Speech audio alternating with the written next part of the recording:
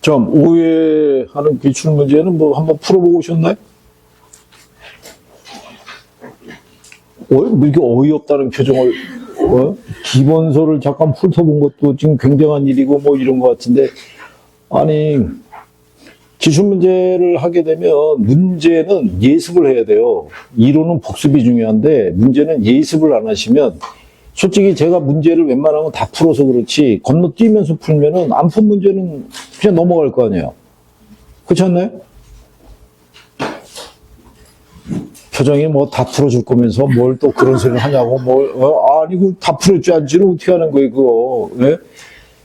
자꾸 그렇게 나오면 여기 오후반도 시험 따로 볼 거예요. 기출문제 한 대에서 한 대까지. 네? 뭐 이런 건 반응이 없어요. 그냥 뭐 단합된 표정이에요. 그냥. 그러니까 4월 둘째 주에요. 4월에 두 번 만나면 이제 4월 달이 끝나는 거예요. 그럼 몇 월로 가는 거예요? 5월 달로 가는 거예요. 5월 달로. 다음 주만 돼도 저 앞에 숫자가 1로 바뀌는 거예요. 저거. 그러고 난 다음에 제가 장담하는데 7월 달부터는 시간 가는 속도가 1.5배가 빨라져요. 확 가요. 확. 그러면 하는 사이에 추석이라는 거예요. 그러니까 여러분들은 시험 보기 전에 추석인 거를 다행스럽게 여기세요. 시험 본 다음에 추석이면 인척들이 다 물어볼 거 아니에요. 시험 어떻게 됐냐고. 다행스러운 건 구정까지는 미룰 수 있다는 게 다행스러운 거예요. 참 아직 모르셔서 그러는데 조금 있으면 발등에 불 떨어질 거예요. 지금은 발에서 연기가 올라오고 있는데 뜨거운 걸 못 느끼니까 지금 바라만 보고 있는 거예요. 제가 왜 연기가 나고 있지? 근데 조금 있으면 뜨겁다는 걸 느끼는 시점에서부터는 빨라지기 시작하는 거예요. 그리고 이제 시험장 들어갈 날이 얼마 안 남은 거예요. 이건 춥죠? 좀 있으면 반팔로 등장할 거라고요, 여러분들이. 여름이니까. 그리고 저기 히터 있죠? 뭐로 바뀌겠어요? 에어컨으로 바뀌는 거예요. 이제 에어컨 안 틀면 수업 못 듣는 거예요, 이제. 조금 있으면. 그러다시 여러분들이 히터 찾는 시기가 되면 시험장 가는 거예요. 얼마 안 남았잖아요. 오늘 정책 1교시에서 뭐 배웠는지 기억하시나요? 1교시에서?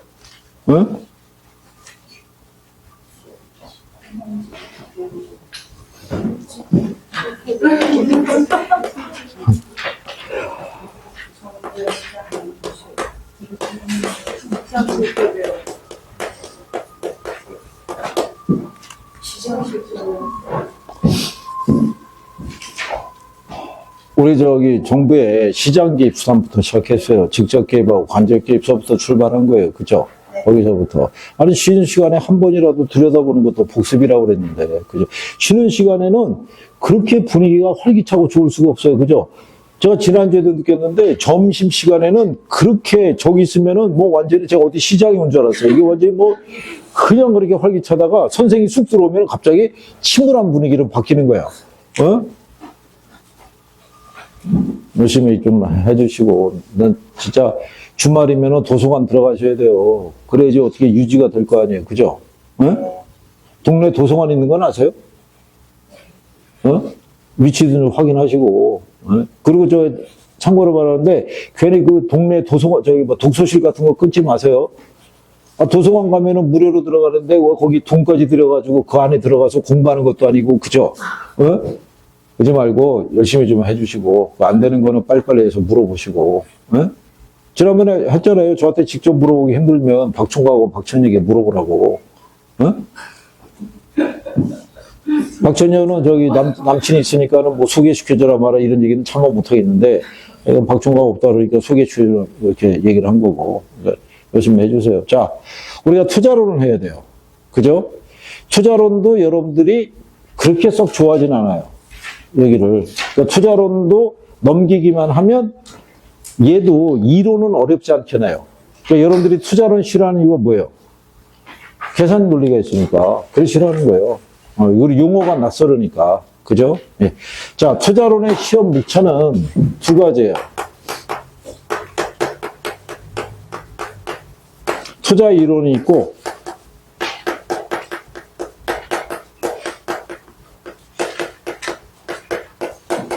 산업인력관리공단에서는 이렇게 두 가지를 제시하고 있어요. 근데 우리 교과서 편제를 보기에는 화폐 시간가치 개념이 있죠. 그거는 원래 앞에 총론에서 배우는 거예요. 총론에서 기초 분야로 배우는 건데 그걸 기초 분야에서 배우면 여러분들이 힘들어하니까 쉬운 파트로 남겨놓고 뭐 개념, 분류, 특성 이런 거 하고 걔를 빼서 일로 갖다 놓은 거예요. 일로 붙여놓은 거라고 생각하시면 돼요. 그죠? 그래서 여기 투자 이론에서 출제자들이 주로 뭐를 출제한다고 그랬어요? 투자 이론에서. 응? 아니 여러분들이 투자하잖아요. 투자라는 목적이 뭐예요? 이익을 얻기 위해서 투자하는 거 아니에요. 근데 은행에다가 돈을 예치하면 이익이 보장이 되고 실현이 될 수 있는데 부동산에 투자하면 그 이익의 실현 여부가 보장이 돼야 안 돼요. 안 되잖아요. 그러면 투자자는 뭐를 감수하고 하는 거예요? 위험을 감수하는 거예요. 그러니까 위험과 수익의 관계에 대해서 알고 있어야 된다고요. 그러니까 여기서는 주로 출제하는 게 부동산 투자의 위험과 수익에 대해서 출제하는 거예요. 여러분 출제할 때 제목이 아예 이렇게 나와요. 부동산 투자의 위험과 수익에 관한 내용이다. 이러면서 출제가 되는 거예요. 그러니까 위험에서만 따로 물어볼 수 있고 수익만 따로 물어볼 수도 있어요, 없어요? 그렇게도 물어볼 수 있는 거예요. 그러면 여러분들이 보셨을 때 미래 불확실성에 대비하기 위해서 투자자가 투자하면은 위험을 어떻게 하든 간에 줄일 수 있어야 될 거 아니에요. 그죠? 위험을 줄이는 가장 대표적인 기법이 뭐라고 그랬어요? 위험을 줄이는 가장 대표적인 기법. 앞에 P로 시작돼요. 이거. 포트폴리오. 그러니까 걔만 또 따로도 출제를 하는 거예요, 걔로. 그렇겠죠? 그 다음에 우리가 투자 분석을 할 때, 이 투자 분석은 뭐를 기초로 한다고 그랬어요? 투자 분석은. 얘를 기초로 하는 거예요, 얘를. 현금 흐름을. 그러니까 얘가 출제를 하는 거예요. 얘가 파악이 돼야 되니까. 그런데 이 현금 흐름은 운영의 현금 흐름이 있고 매각을 할 때 현금 흐름에 두 가지가 있는 거예요. 두 가지를 갖다가 우리가 구한 다음에 이 기법 있죠? 기법 중에서 할인연금 수지 분석법이라고 혹시 기억하나요? 얘는 이거 두 개를 다 알아야 이 방법을 쓸 수가 있어요. 그런데 어림셈법이라고 있죠? 얘는 이것만 알면 돼요. 이것만. 그러니까 얘가 더 간편한 거예요. 그죠? 그런데 이 방법을 쓰든 이 방법을 쓰든 뭐는 알아야 돼요? 이건 알아야 되는 거예요. 그러니까 얘가 출제 빈도가 높은 거예요. 그러니까 출제자는 이 방법에서 그 다음에 이 현금 흐름에서 주로 얘에 대해서 그 기본적으로 세 가지는 물어보겠다라고 암시를 주는 거예요. 그러면 그거를 우리가 정리를 해줘야 되잖아요. 그러니까 아우트라인은 정해져 있잖아요. 그럼 그 안에 세밀하게 들어가서 선생님이 요거 별표하고 하라고 알려주잖아요. 그죠? 그 용어라도 정리를 해놓으면 될 거 아니에요. 계산은 둘째 치고.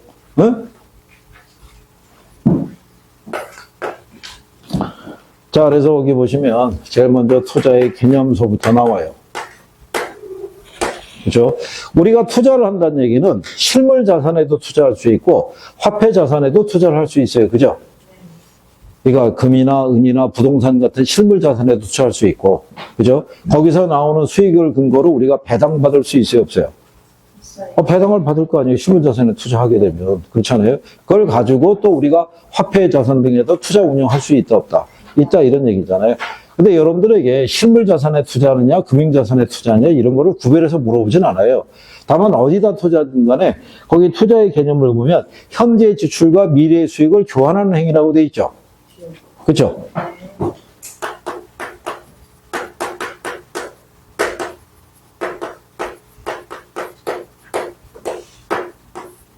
그러니까 여러분들이 보시다시피 현재 내가 지출하는 돈은 확실해요. 그런데 미래에 발생하는 수익은 어떻게 돼요? 불확실하죠. 그래서 원래 위험과 불확실성에 대한 거는 성격이 틀리지만 중개사 시험에서는 그냥 같다고 취급해서 위험과 불확실성의 크기는 같다 아니냐 이렇게 보는 거예요. 그래서 우리는 현재 지출을 하기 위해서 뭐를 추정한다고 그랬어요? 이거.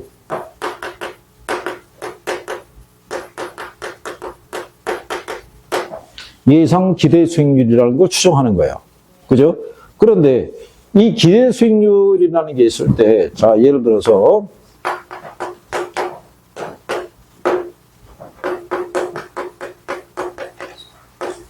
기대 수익률이 얘는 10%, 얘는 8%, 얘는 6%가 나와요. 세 개 투자 안에서. 그럼 기대 수익률이 제일 큰 게 누구예요? A가 클 거 아니에요. 그럼 투자자는 얘를 선택을 해서 투자를 결정하는 게 아니라 요 기대 수익률과 반드시 얘하고 비교해야 돼요. 요거 수익률과 여러 개의 투자 대안의 기대 수익률이 가장 높다고 해서 무조건 투자하는 건 아니고, 예, 요 투자를 통해서 투자자가 요구하는 수익률의 크기하고 비교하도록 돼 있어요. 그래서 최소한 얘가 크거나 같으면 나는 뭐 할 수 있다. 투자할 수 있다라고 얘기하는 거예요. 그건 왜 그러냐면 요거 수익률의 구성은 어떻게 돼 있어요? 요거 수익률의 구성은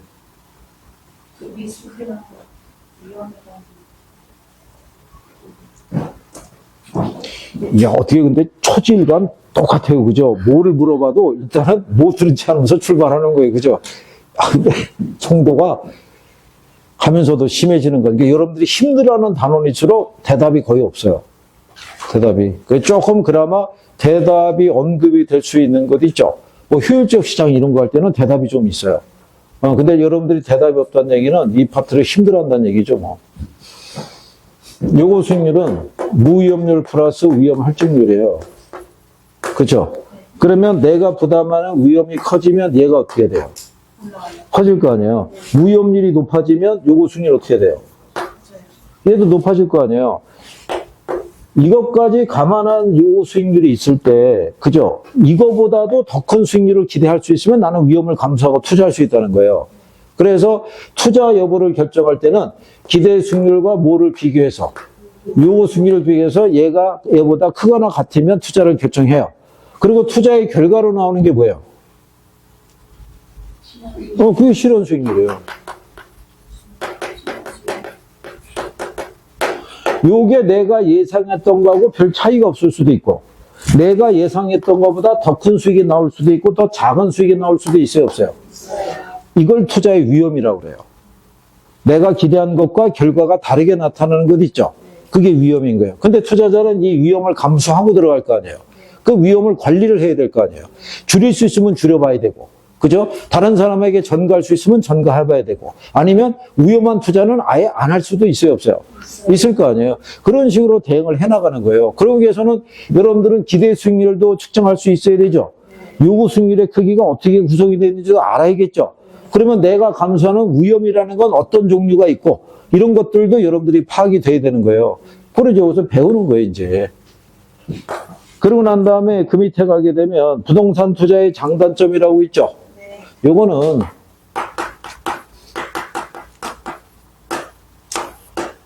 번역상의 차이인데 장점은 부동산 투자의 특징이라고 얘기했어요. 옛날에 번역은 장점이라고 한 거고, 거기 보면 부동산 투자의 장점 중에 하나가 무슨 효과? 지렛대 효과. 그거는 제가 지난번에 여러분들에게, 이거는 뭐 요 뒤에서 다시 나오니까.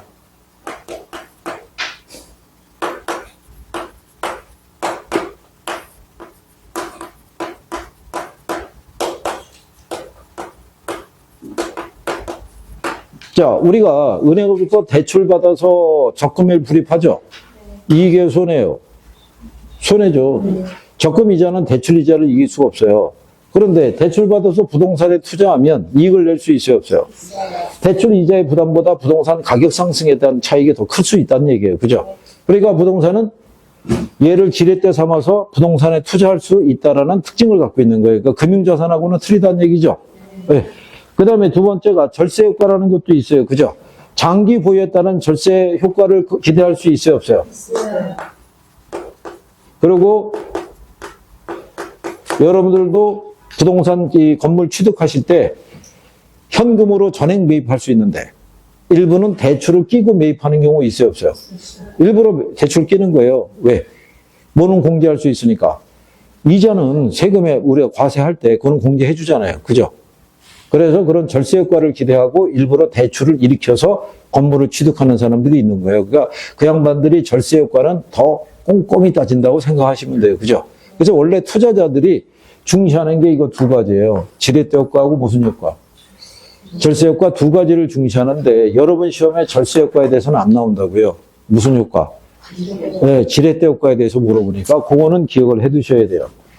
그 다음에 부동산은 실물 자산이니까 인플레가 발생했을 때 인플레 해지라는 게 뭐냐면 해지가 방어예요. 그러니까 인플레에 대해서 방어 능력이 있다는 얘기예요. 여러분들이 인플레가 발생하면 화폐 가치가 어떻게 돼요? 화폐 가치가 하락하잖아요. 그죠? 그 얘기는 이전보다 실물 자산을 구입할 때 더 많은 대가를 지불을 해야 돼요. 그죠? 그러니까 실물 자산인 부동산은 인플레가 발생할 때 가치 하락을 막아주는 역할을 할 수 있다는 얘기예요. 그래서 인플레이션 해지 역할을 할 수 있다는 거고요. 그 다음에 지난번에 4번은 그냥 지우라고 그랬었죠. 네. 안정성과 수익성에 유리한 편이라고 돼 있잖아요. 이건 무슨 얘기냐면 그냥 물리적인 걸 얘기하는 거예요. 물리적인 측면에서 안정성. 아니, 내 땅을 누가 파가지고 갈 수는 없잖아요. 응? 내 건물을 누가 포장해서 갈 수는 없잖아요. 그죠? 그거 얘기하는 거지. 부동산이라고 100% 안전한 건 아닌 거예요. 100% 수익이 보장되는 것도 아니라고요. 그죠? 그래서 여러분들이 내가 투자할 때 예금과 주식과 부동산이 있죠? 이렇게 세 가지로 나눠서 투자할 수 있어요? 없어요? 네. 이게 그 최적 포트폴리오 기법 중에 하나라고 할 수 있어요? 없어요? 네?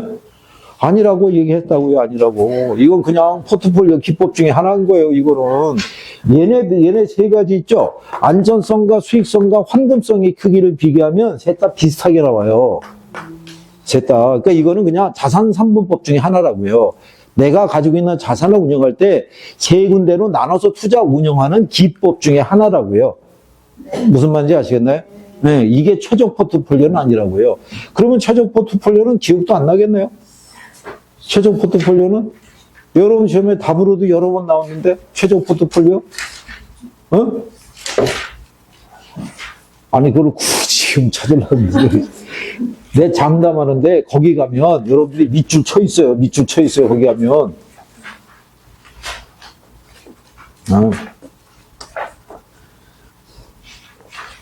자, 216페이지 있죠?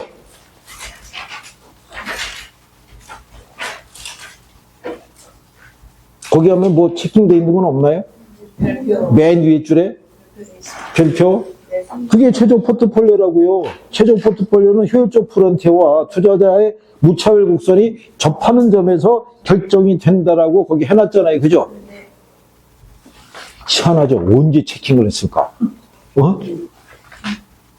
내가 체킹한 별표고 모양이 나오는데 나는 기억이 없고 그렇게 되는 거예요. 그죠?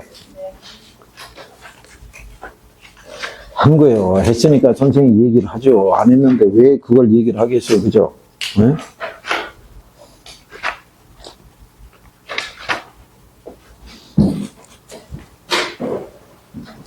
그래서 뭐 그런 정도 기억을 하시면 되겠고, 그 다음에 부동산 투자의 특징 중에 하나가 뭐냐면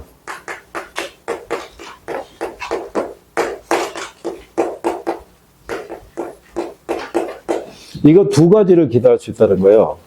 우리가 은행에다가 돈을 예치하게 되면 예치한 돈에 대한 뭐만 받을 수 있어요? 이자. 원금은 변화가 없어요. 근데 부동산에 투자하게 되면 임대 수익도 기대할 수 있고 뭐도 양도 차익도 기대할 수 있는 거예요. 그래서 부동산에 투자할 때는 이것만 보고 투자할 수도 있고 이것만 보고 투자할 수도 있는 거예요. 무슨 말인지 아시겠나요? 네. 그래서 이 두 가지를 다 얻을 수 있는 부동산이 아주 좋은 부동산인 거예요. 두 가지를. 그러면 그 사람들은 투자 운영을 잘했다고 할 수 있는 거예요. 가끔 왜 연예인들 왜 투자했다가 몇 년도에 샀다가 몇 년도에 팔면서 뭐 수십억의 차익을 남겼다고 돼 있는데 그럼 그 사이에 그 사람들은 임대 수익이 없었겠냐고요. 임대 수익을 받았을 거 아니에요. 그리고 처분할 때 수십억의 차익을 남긴 거 아니에요. 그런 부동산은 흔한 부동산이 아닌 거예요. 그러니까 그게 성공 사례로 자꾸 이게 소개가 되는 거예요. 연예인들 대상으로. 일반인들은 뭐 그렇게까지 하기는 어렵고. 그래서 자, 대신에 그 밑에 가면은 부동산 투자의 단점이라고 있죠. 이게 위험이에요. 옛날에는 리스크를 단점이라고 번역한 거예요.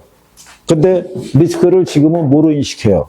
위험이라고. 그러니까 중복되는 내용이에요. 뒤에 가면 부동산 투자의 위험이라고 나와 있죠. 거기 하면 다시 나오는 거예요. 그래서 거기 여러분들이 보면 낮은 환금성이라고 해놓고 가로 열고 무슨 위험이라고 해놨어요. 그 유동성 위험이라고 해놓은 거예요. 뒤에 가면 유동성 위험이라고 있어요, 없어요? 자, 우리가 지난번에 이렇게 했잖아요. 주식하고 아파트 있죠? 어느 게 현금화하기가 쉬워요? 어? 얘가 현금화하기 쉽잖아요. 그때 제가 뭐라고 그랬냐면 10억짜리 아파트를 100만 원에 판다 그러면 바로 팔려 안 팔려요? 팔리는 거, 이게 유동성 위험이라고요.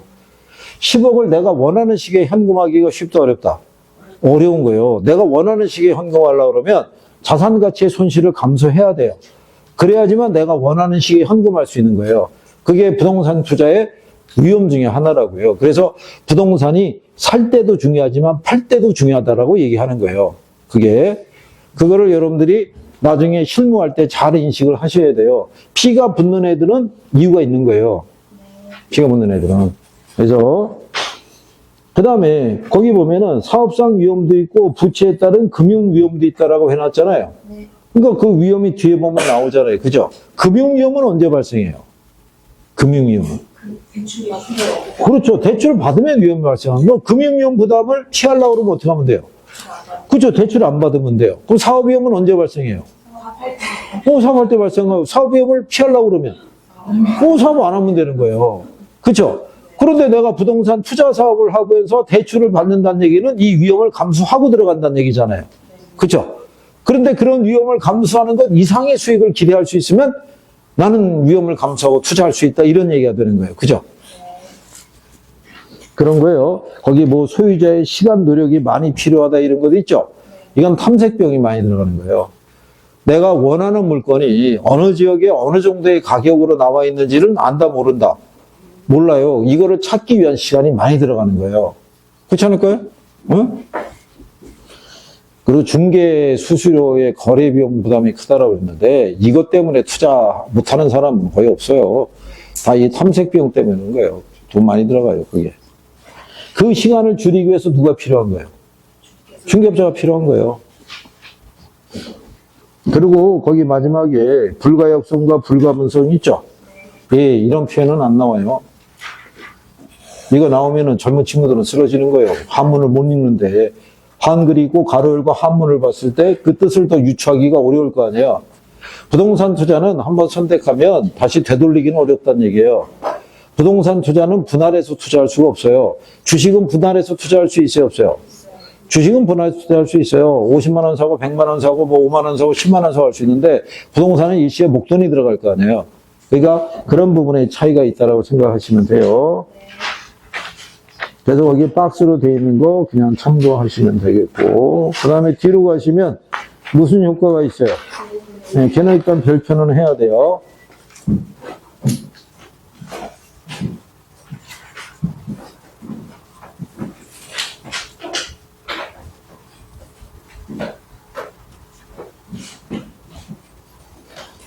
자, 지렛대 효과에서 지렛대 역할하는 게 뭐라고 그랬어요? 우리가 지렛대 효과를 레버리지 이펙트라고도 얘기를 해요.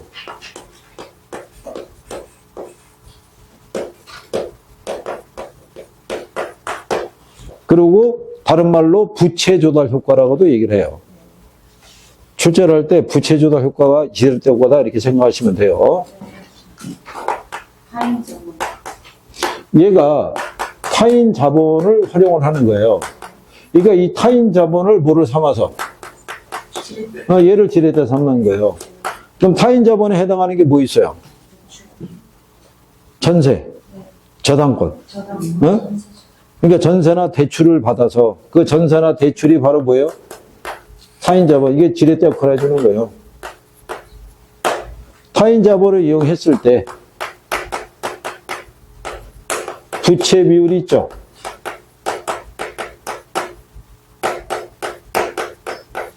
자기 자본 수익률에 미치는 영향을 측정하는 거예요. 그렇죠? 이게 수익금에 의한 지렛대 효과도 있고 수익률에 의한 지렛대 효과도 있어요. 수익금에 의한 지렛대 효과는 전세 끼고 투자하는 거 얘기하고, 수익률에 의한 지렛대 효과 있죠? 걔는 뭐를 갖고 측정한다 그랬어요? 어? 이게 수익금에 관한 지렛대효과가 있는데 이건 전세 등을 끼고 들어가는 거고 수익률에 의한 지렛대효과 있죠? 이거는 뭐를 가지고?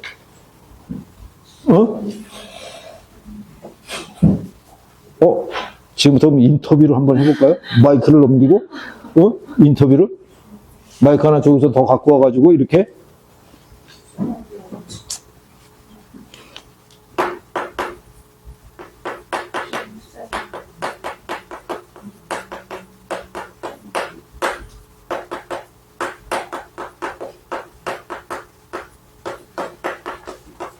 총자본 수익률 있죠? 또는 종합수익률, 종합자본 환원율이라고 얘기하는데 총자본 수익률과 저당 수익률의 크기 있죠? 이걸로 구별해 주는 거예요. 그래서 지난번에 이렇게 했던 거예요. 총자본 수익률이 여기 저당 수익률이라고 있죠? 저당 수익률의 또 다른 표현이 뭐라고 그랬어요?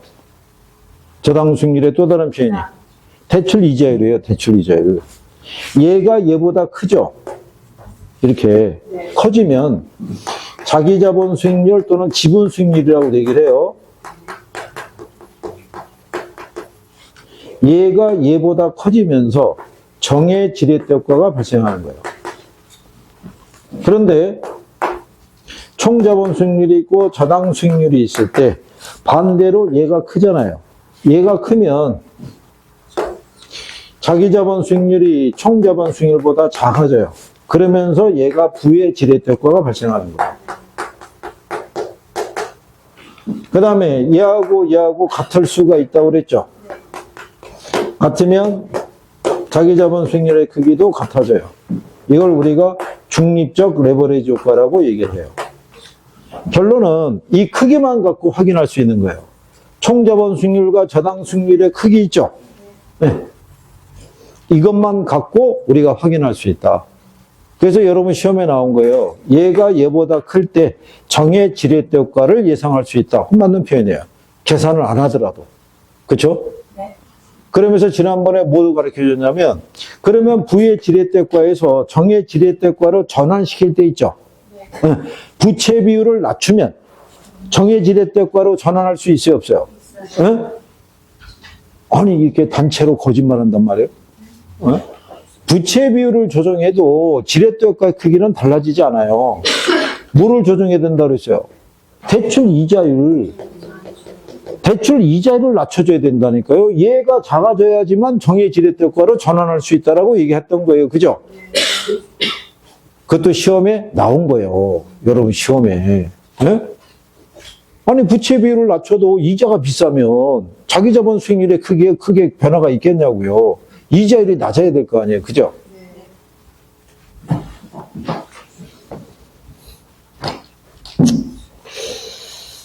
그래서 거기 193페이지 있죠? 거기 가면 중간에 양가로 4번의 지렛대효과의 특징이 있죠? 거기 지문 3번이 있죠?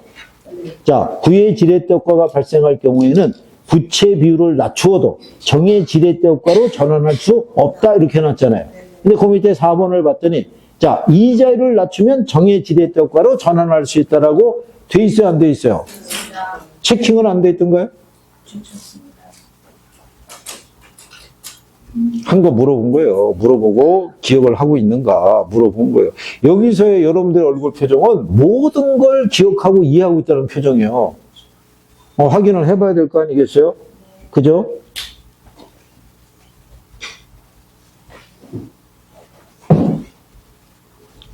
시험에, 여러분들 시험에 그게 언급이 된 거라고요.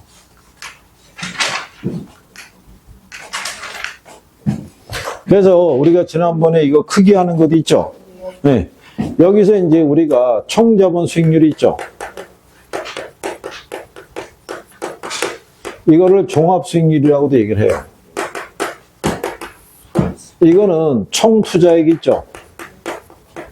총투자액분의 순영업소득의 크기로 구해요.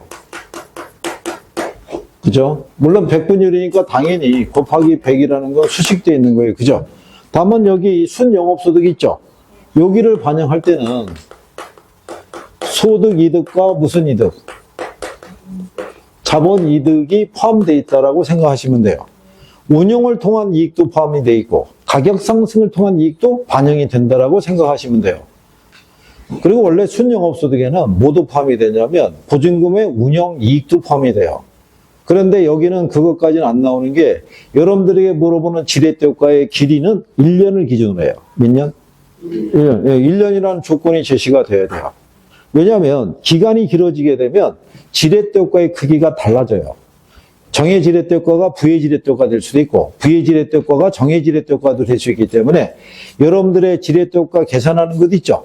네, 투자 기간은 다 1년이라고 주는 거예요. 기간을. 지난번에 그 이유에 대해서 설명했는데 기억은 안 나시죠? 네, 괜찮아요. 그럼 나 또 하면 되죠.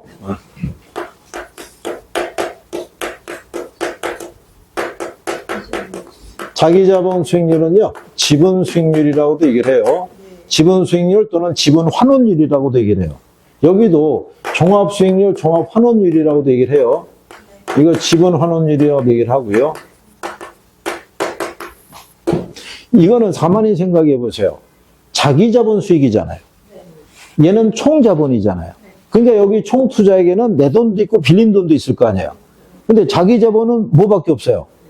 내 돈밖에 없는 거예요. 자기자본 또는 지분투자액이라고 그래요. 그러면 이거는 여기서 이걸 공제하는 거예요. 그럼 그게 무슨 얘기냐면 여기 순영업소득은 지분하고 뭐가 결합이 됐어요. 빌린 돈이 결합이 돼서 발생한 수익이에요. 여기서 뭐를 빼줘야 된다는 거예요. 이자는 빼줘야 되는 거예요. 지분은 내 거지만 빌린 돈은 내 게 아니잖아요. 그러니까 그거를 은행에 줘야 될 거 아니에요. 그죠?